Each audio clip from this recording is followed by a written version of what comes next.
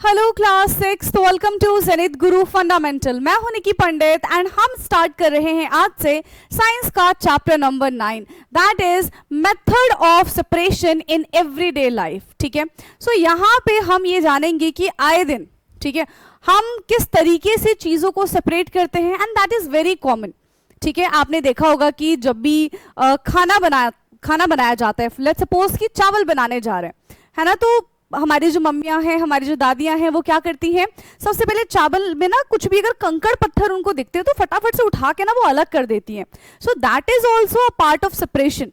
ठीक है, आप सुबह सुबह सबके सब चाय पीते होंगे, है ना, तो आप क्या करते हो, जैसी चाय बनी आपने क्या लिया, टी स्टेनर लिया और उससे टी को स्टेन कर लिया।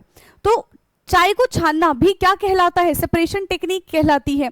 तो हम हर दिन किसी ना किसी टाइप की सेपरेशन टेक्निक अपने आसपास होते हुए देखते हैं या फिर हम खुद करते हैं, राइट। तो आज की इस क्लास में हम इसी सेपरेशन टेक्निक्स के बारे में जानेंगे एंड जो जो सेपरेशन टेक्निक्स आपको नहीं पता है वो आपको इस चैप्टर को पढ़ने के बाद पता चल जाएंगी। ओके, सो आई होप कि ऑडियो एंड वीडियो एकदम प्रॉपर होगा। So let's start today's class.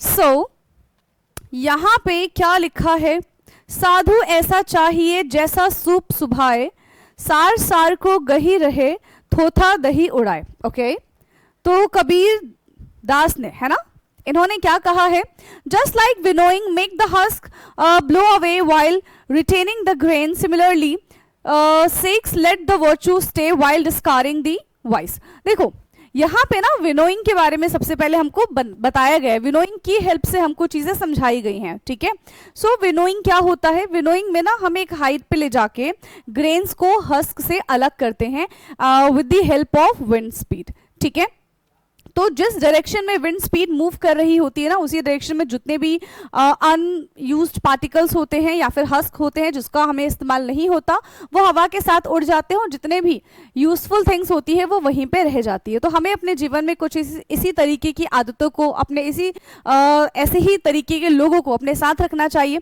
ठीक है, जो बुराइयों से दूर रखे और अच्छाई हमारे पास रहे।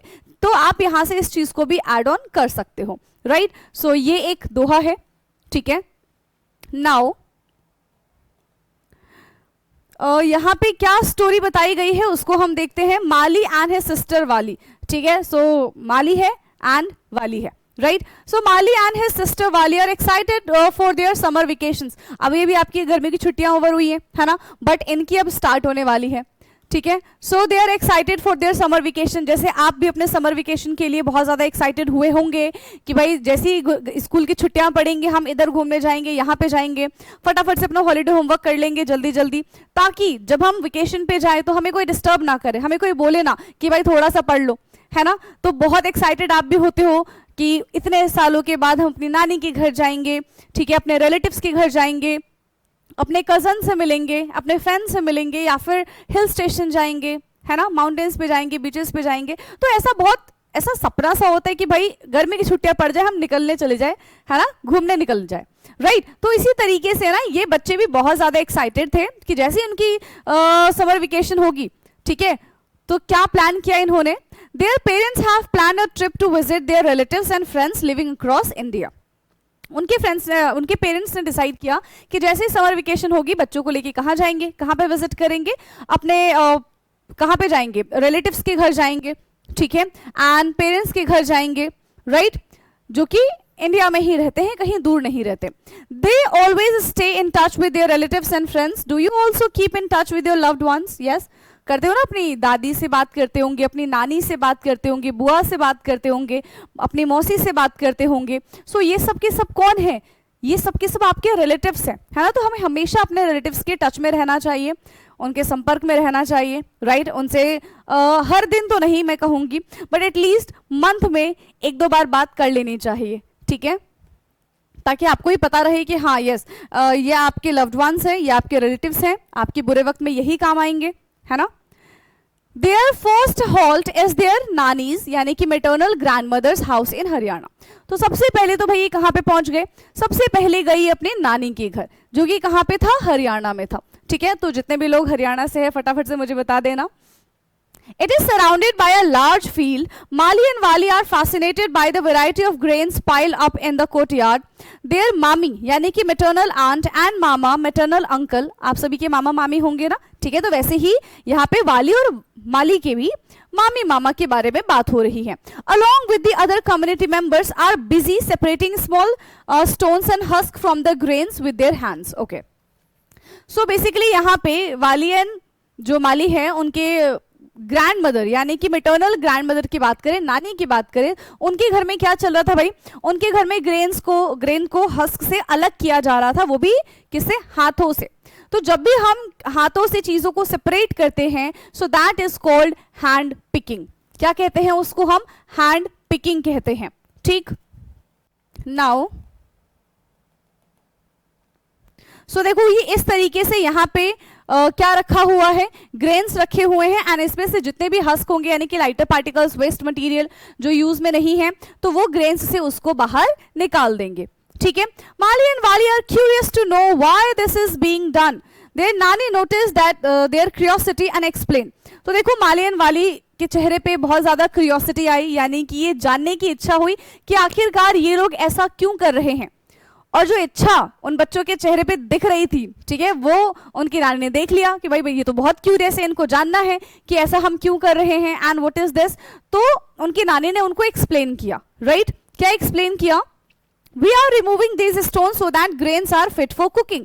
क्योंकि हम कंकड़ पत्थर हस्क के साथ तो खाना नहीं बना सकते, उसको क्लीन करके ही खाना बनाएंगे. So for that they are separating the things, है ना, क्योंकि उनको खाना बनाना है तो ये क्या कर रहे हैं, खाना बनाने से पहले जो भी ग्रेन्स में हस्क है, अनवांटेड पार्टिकल्स हैं, उनको निकाला जा रहा है with the help of hand and इसी को हम हैंड पिकिंग कहते हैं. ठीक है, क्या बोलेंगे इसको, हम हैंड पिकिंग बोलेंगे. Now they go around the house to see the field and cattle.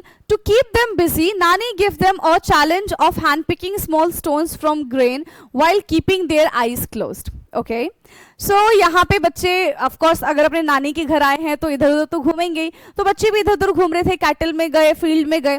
ठीक है, अब उनकी नानी ने ना क्या किया, गेम खेला उनके साथ. ठीक है, अब क्योंकि बच्चों के अंदर तो एनर्जी बहुत होती है, कभी इधर जाएंगे कभी इधर जाएंगे, तो उनकी नानी ने उनको बिजी रखने के लिए एक चैलेंज दे दिया. ठीक है, क्या दे दिया उनको, एक चैलेंज दे दिया. ये कहा कि भाई ग्रेन्स में से स्टोन को अलग करो बट अपनी आंखें बंद करके ये काम करना है. ठीक है, क्या कहा उनकी नानी ने, ग्रेन्स को और ये जो स्टोन है उनको सेपरेट करना है while keeping their eyes closed.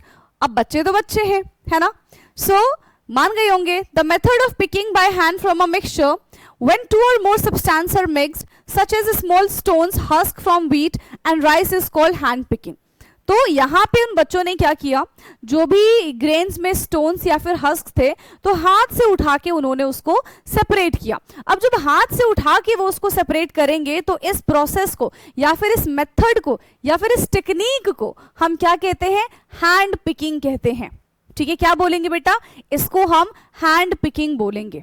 ठीक, It is done on the basis of the differences in the size, color and shape of the particle.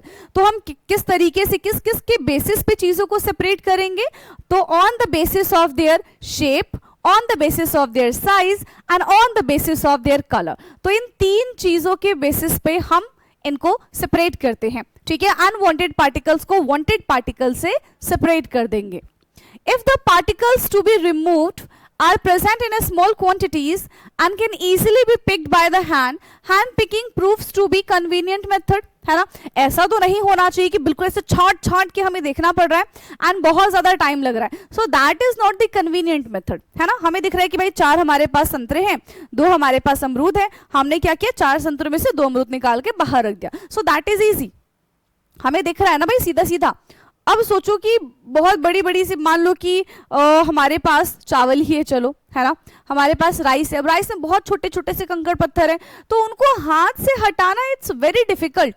ऐसा नहीं है कि नहीं कर सकते हैं, but it is time taking, है ना, वो बहुत ज्यादा टाइम टेकिंग होगा and again not a good method.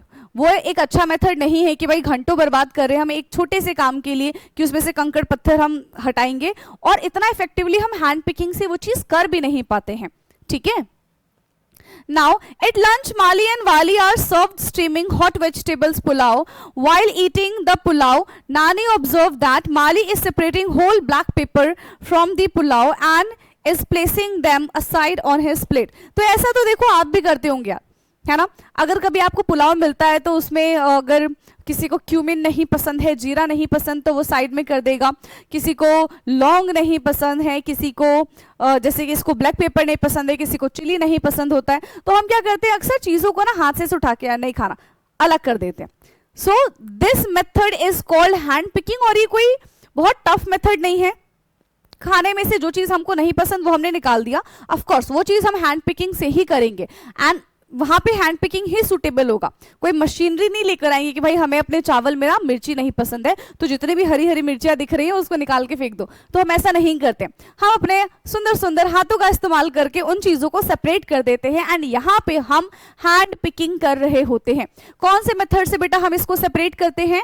Hand picking method से हम इसको सेपरेट करते हैं. ठीक है. Now so from the pulao and is placing them aside on his plate. Wali playful teases, wow, this is a hand picking method, nice one.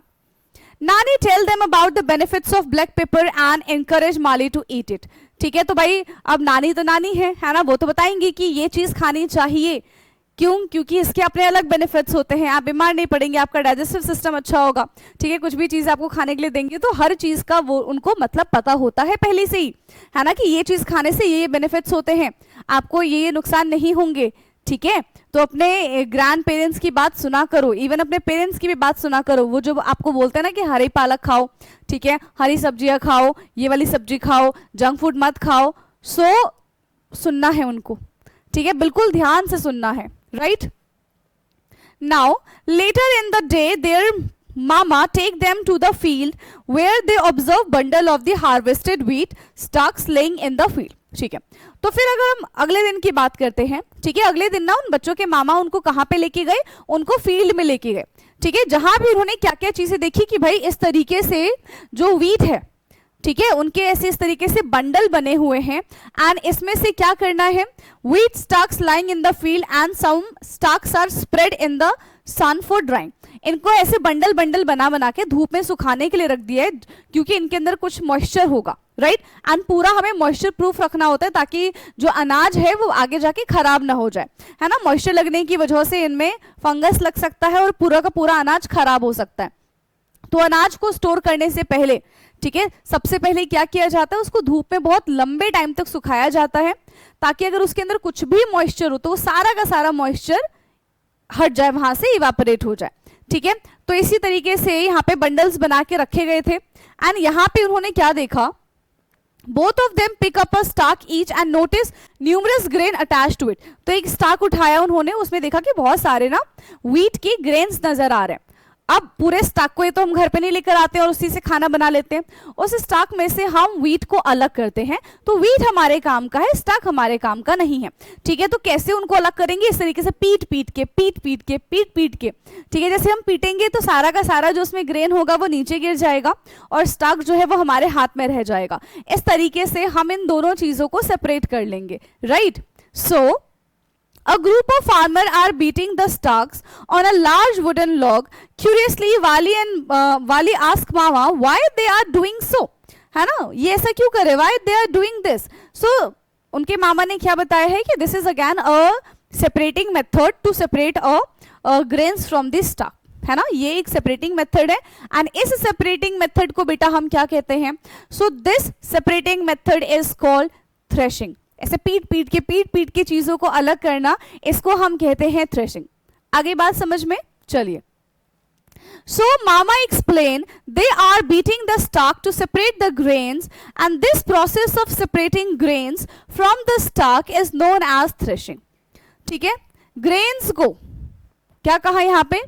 Grains को stock से अलग करना, वो भी इस तरीके से पीट पीट के, इस प्रोसेस को हम थ्रेशिंग कहते हैं. राइट. क्या बोलेंगे इस प्रोसेस को? हम थ्रेशिंग बोलेंगे. Farmers work hard yet they enjoy their work. From time to time they sing folk song while working. है ना। तो एंजॉय करने का तो एक ही तरीका है, पहला है टीम वर्क एंड दूसरा है कि भाई मजे से काम करो, गाना गाते गाते काम करो, खाना खाते खाते काम करो, तभी वो चीजों को एंजॉय कर पाएंगे, है ना। तो इसी तरीके से ये कर रहे थे एंड वो हैप्पीली अपना काम कर रहे थे अपने यहाँ का फोक सॉन्ग गा के, right. Now have fun while you learn, आपको भी करना चाहिए, ऐसे बोरियत होके नहीं पढ़ना चाहिए कि जस्ट बिकॉज ये चैप्टर आपके एग्जाम में आ रहा है यू हैव टू स्टडी, बिल्कुल भी नहीं।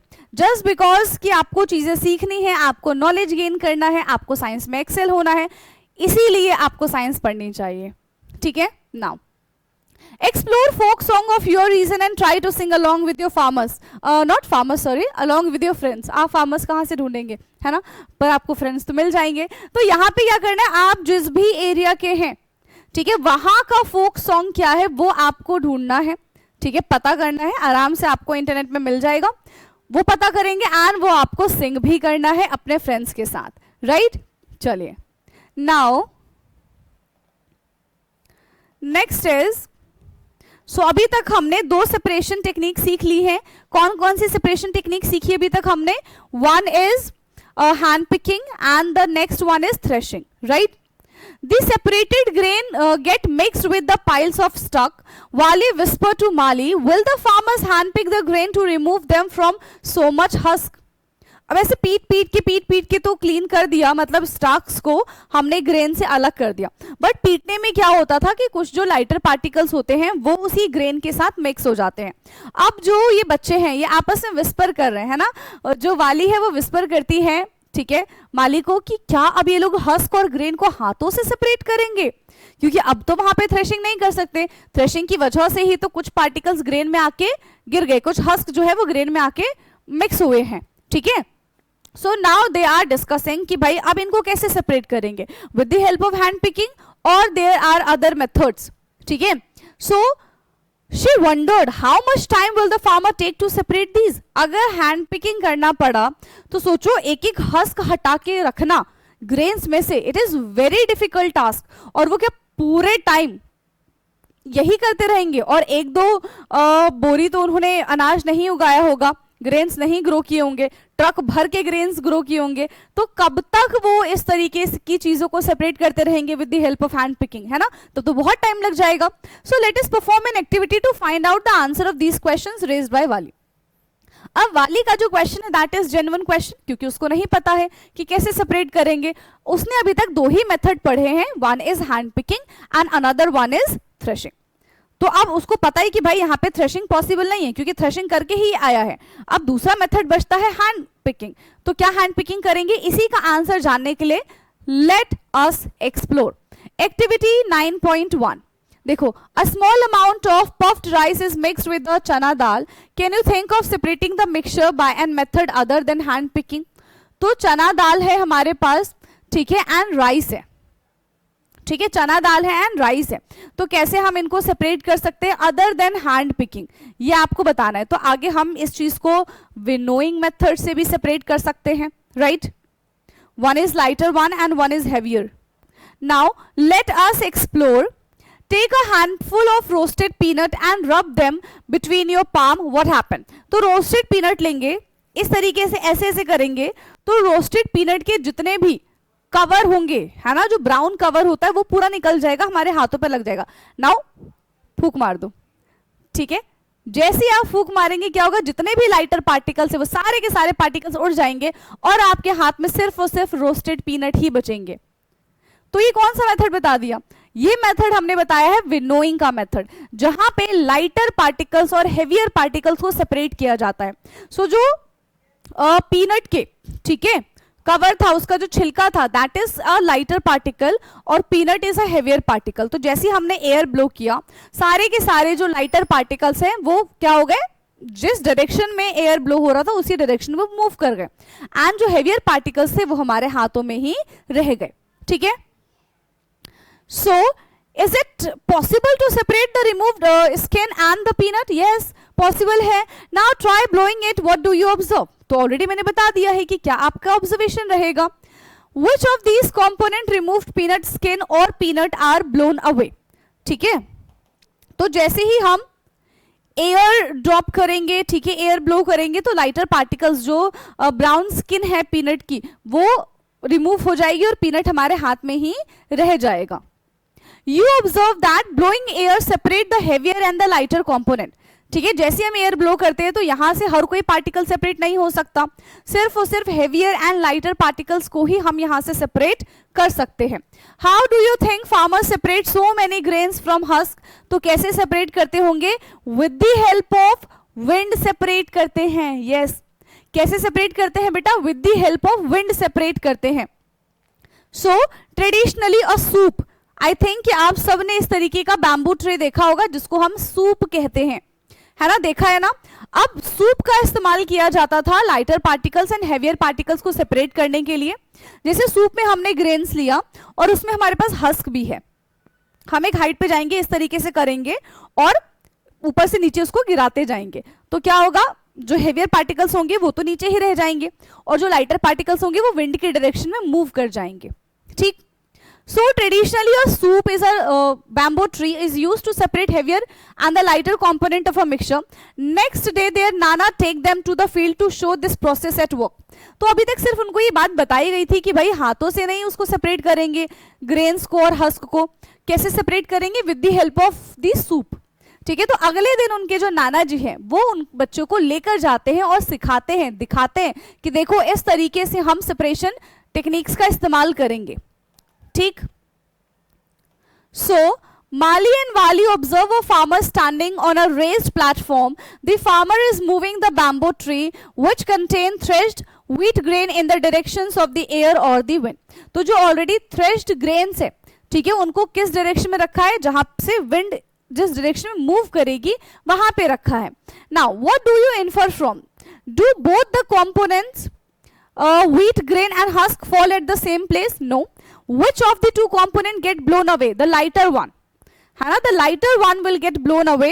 And can the wind separate these two components? Yes. तो wind की हेल्प से हम इन दोनों components को आराम से सेपरेट कर पाएंगे. ठीक है. Now direction of the wind. अब देखो, अगर इस डायरेक्शन में विंड है तो इसी डायरेक्शन में क्या होगा? ग्रेन्स जो है वो नीचे रह जाएंगे और हस्क जो है इसी डायरेक्शन में मूव करने लग जाएंगे, विंड की डायरेक्शन में. क्लियर? इस पिक्चर से क्लियर है इतना? अब देखो, क्योंकि ग्रेन का हेवियर मास है ना, इट इज हैवी, तो ये एयर के साथ ब्लो नहीं हो सकता है, ये नीचे ही सेटल डाउन हो जाएगा and husk will move away. ठीक. तो इस तरीके से हमने इन दोनों को सेपरेट कर लिया. सो लाइटर पार्टिकल्स जो है हेवियर पार्टिकल से सेपरेट हो जाते हैं and this process is called winnowing. Right. इस प्रोसेस को हम क्या कहते हैं बेटा? So this process is called winnowing. तो अब तक हम कितने मेथड जान चुके हैं? 3 मेथड जान चुके हैं टू सेपरेट द थिंग्स. ठीक है. Now, this method of separating heavier and the lighter components of a mixture by wind or by blowing air is called winnowing. तो इस मेथड को हम क्या बोलेंगे? इस मेथड को हम विनोइंग बोलेंगे. ठीक है. Have you seen any similar kind of activity being done by your home? क्या आप भी अपने घर पे इस तरीके की चीजें देखते हैं जहां पे लाइटर एंड हेवियर पार्टिकल्स को सेपरेट किया जाता है? सो यस, देखते हैं, ऑफ कोर्स देखते हैं. ठीक है. Wali is unable to separate husk from a rice in a closed room. How can you help her? तो यहाँ पे क्वेश्चन क्या करें कि भाई वाली ये काम कर रही है अपने क्लोज रूम में. ठीक है, तो आप कैसे है उसकी हेल्प कर पाएंगे बताओ? या तो हम फैन की प्रेजेंस में भी ये काम कर सकते हैं कि भाई जिस डायरेक्शन में एक वो जो टेबल फैन होता है उसकी प्रेजेंस में. अगर कम कंपाउंड है, जैसे कि हमारे पास पीनट वाला था तो हमने खुद ही फूक मार के उसको सेपरेट कर दिया, तो कुछ ऐसा भी कर सकते हैं. Depends on the quantity. ठीक है, कि हमारे पास कितनी क्वांटिटी उस चीज की दी गई है. Now technological development have resulted in the developing of threshing machine called threshers. ठीक है, तो जैसे जैसे डेवलपमेंट हुआ तो अब क्या है, मैन पावर से पहले थ्रेशिंग की जाती थी. ठीक है, बंडल्स के बंडल्स क्या करते थे फार्मर्स, इस तरीके से उसको पीट पीट के सेपरेट करते थे। नाउ धीरे धीरे जब डेवलपमेंट हुआ तो थ्रेशर्स भी डेवलप किया गया। अब with the help of machine, with the help of threshers हम ये काम करते हैं, ठीक है, ग्रेन्स को स्टार्क से अलग करते हैं, right. These machines are used for separating grains from stalk and husk and they perform both the task of the threshing and winnowing simultaneously. So इसने देखो हमारा काम कितना ज्यादा आसान कर दिया, है ना, इसने हमारा काम कितना ज्यादा आसान कर दिया। एक थ्रेशर मशीन ने विनोइंग और थ्रेशिंग दोनों का काम एक साथ कर दिया, तो मैन पावर बच गई, ठीक है, और बहुत सारा टाइम भी बच गया, ठीक है, मैन पावर भी बच गई और बहुत सारा यहाँ पे हमारा टाइम भी बच गया है। Clear? Now next day Mali and Wali board a train to Ahmedabad to visit their father's friend Ganesh Ghanshyam bhai, ठीक है। सो अगले दिन आप देखो नाना नानी के घर का विजिट होता है ओवर। अब ये लोग अगले दिन की ट्रेन से कहाँ पे जा रहे हैं, अहमदाबाद जा रहे हैं अपने फादर के फ्रेंड्स के घर, ठीक है, दैट इज घनश्याम भाई। बिफोर लिविंग वाली रिक्वेस्ट हर मामी टू प्रिपेयर मीठी पूड़ी यानी कि sweet Indian bread made from the wheat flour for their journey. So basically निकलने से पहले वाली क्या करती है, अपनी मामी को रिक्वेस्ट करती है कि भाई मीठी पूड़ी बना के दे देना ट्रैवल करने के लिए, ठीक है, जब ट्रैवल करेंगे तो वो खाएंगे। So Wali shall I help you to knead a wheat flour. अब देखो क्योंकि वाली ने रिक्वेस्ट की है तो वाली बीइंग अ गुड गर्ल वो अपनी मामी की हेल्प करती है, ठीक है। वो अपनी मामी को क्या ऑफर करती है कि क्या मैं आटा गूंद दूं, है ना, जो भी फ्लोर है क्या मैं उसको नी कर दूं। तो उसकी मामी क्या कहती है, to prepare a dish with the flour first we need to remove the bran that may be presented in the flour. Wali how do we do it. अब जो वाली की मामी है वो क्या कहती है कि फ्लोर को नीट करने से पहले हमें क्या करना पड़ता है, उसके अंदर कुछ बहुत छोटे छोटे से कंकड़ पत्थर होते हैं, ठीक है, बहुत छोटे छोटे से पार्टिकल्स होते हैं जो हमारे काम के नहीं है, तो सबसे पहले हमें उनको रिमूव करना है। अब सोचो फ्लोर में आपको वो चीज दिख भी नहीं रहा है तो उसको आप कैसे रिमूव करोगे। तो वाली भी वही क्वेश्चन पूछती है, how do we do it, है ना, वो तो पार्टिकल्स हमको नजर ही नहीं आ रहे हैं, कैसे करेंगे। सो हम उनको सेपरेट करते हैं विद द हेल्प ऑफ सीव। कैसे सेपरेट करते हैं बेटा, सीव की हेल्प से हम उनको सेपरेट करते हैं, right. So Mami we use a sieve for this purpose, ठीक है। मामी क्या बोलती है कि उसके लिए हम किस चीज का इस्तेमाल करेंगे, उसके लिए हम सीव का इस्तेमाल करेंगे, सीव की हेल्प से हम चीजों को सेपरेट करेंगे। So sieving allow the fine flour particles to pass through the holes of the sieve as shown in this figure and the bigger particles such as bran and the small stones remain in this sieve, ठीक है। सो यहाँ पे क्या कहा जा रहा है कि फ्लोर के अंदर जितने भी छोटे छोटे से पार्टिकल्स होते हैं वो आटे से छोटे पार्टिकल नहीं हो सकते, ठीक है। तो पूरा का पूरा जो फ्लोर है वो सीव से पास हो जाता है और जितने भी उससे थोड़े से भी बड़े अगर पार्टिकल्स होंगे तो वो सीव के ऊपर ही रह जाएंगे और वो फिर हमको नजर आएंगे और हम चीजों को आराम से सेपरेट कर पाएंगे। तो ये जो सीव वाला प्रोसेस है ये हमें हमारे घरों में भी देखने के लिए मिलता है, प्लस ये सेम चीज हमें कहीं और भी देखने के लिए मिलती है, that is a construction area, ठीक है। So carefully observe a sieve. All are all the holes of the sieve the same size? तो ऐसा नहीं है, ठीक है, डिपेंड्स करता है कि हम किस चीज को यहाँ पे सेपरेट करने की कोशिश कर रहे हैं। So will sieve work if the hole of the sieve are larger than the substance? तो अगर देखो सब्सटेंस से ज्यादा बड़ा होगा तो हो सकता है कि पार्टिकल्स भी जो अनवांटेड पार्टिकल्स है वो भी उसके साथ बाहर आ जाए। Is there any difference in the size between the particles that pass through the sieve and the particles that remain on the sieve? Yes. तो जो सीव के पार्टिकल्स होते हैं जो सीव से पास हो जाते हैं they are the smaller particles and जो सीव से पास नहीं हो पाते they are the larger particles, that's why वो सेपरेट नहीं हो पाते। Sieving is used when components of the solid solid mixture have different sizes, है ना। सीविंग मेथड का इस्तेमाल कब करते हैं हम, जब हमारे पास दो सॉलिड सॉलिड सब्सटेंस हो और हमें उनको सेपरेट करना हो तब हम सीविंग मेथड का इस्तेमाल करते हैं, ठीक है। So upon reaching Ahmedabad they visit Sabarmati Ashram along with Ghanshyam bhai where they learn about the Namak Satyagraha, ठीक है। तो अब वो लोग कहाँ पे पहुंच चुके हैं, अब वो लोग पहुंच चुके हैं अहमदाबाद और अहमदाबाद पहुंचने के बाद फिर से उन्होंने घूमना शुरू कर दिया, ठीक है। अब घूमते घूमते वो उन्होंने किस चीज के बारे में पता कर लिया और वो कहाँ पे पहुंच गए, वो पहुंच गए साबरमती आश्रम, है ना। कहाँ पे पहुंच गए, वो पहुंच गए साबरमती आश्रम जहां पे घनश्याम भाई ने उनको नमक सत्याग्रह के बारे में बताया था। तो अगर आपने एसएसटी में ये चीज पढ़ी है तो आप मुझे कमेंट करके बताएंगे कि नमक सत्याग्रह यानी कि दांडी मार्च क्या है, ठीक है, और ये कब स्टार्ट हुआ था और किसने स्टार्ट किया था। ये 3 चीजें आप मुझे कमेंट करके बताएंगे और फिर इसके बारे में हम अपने नेक्स्ट क्लास में जानेंगे, ठीक है। सो यहां से हम कंटिन्यू करेंगे अपने नेक्स्ट क्लास में। उससे पहले तक एक बार खुद से एनसीईआरटी को रीड करना है। So this is your homework and आपको अपना होमवर्क कंप्लीट करना है, ठीक है। और एनसीईआरटी पढ़ते समय अगर कोई भी डाउट आता है तो आप कमेंट करके पूछ सकते हैं। क्लियर है? सो आज की क्लास को फिर बेटा हम यहीं पे एंड करेंगे एंड बाकी का discussion we will continue in the lecture number 2। Okay, so thank you so much and bye bye, take care.